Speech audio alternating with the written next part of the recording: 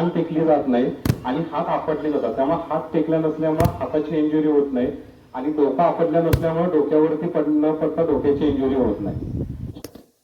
हा साईडवर आहे, तुम्ही एका साईडवरती पडता. कितीही पळत वेग असेल आणि या फॉल मध्ये जर तुम्ही गेला तर तुम्हाला कुठलीही इंजुरी होऊ शकत नाही. रोलिंग म्हणजे चालता चालता स्पीड असते, त्यात रोलिंग मध्ये जसं फॉल होतो स्पीड मध्ये, ते एक उकिमी आहे, फॉल आहे हा.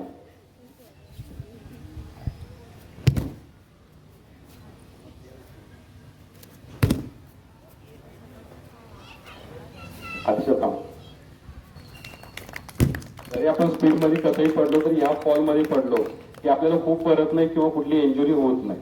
हे फॉलिंग टेक्निक्स आहेत. आता यानंतर आपण थोड्या थ्रोईंग टेक्निक्स बघूया.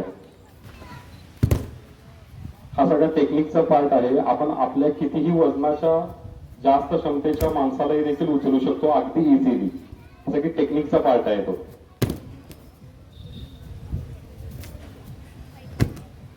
Stepping throw.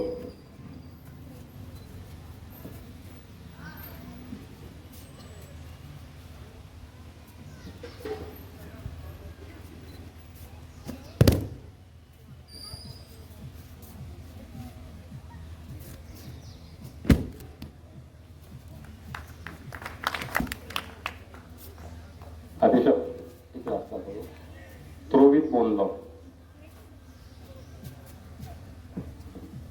समोरच्याने कोणी आपल्याला हल्ला केला त्याला आपण खाली थ्रो करून एक बोन लॉक आणि चोक प्रकार आहेत तेही देऊ शकतो. म्हणजे एक सेल्फ डिफेन्स आपण हा एक तुम्हाला शिकू शकतो आपण या बाजून.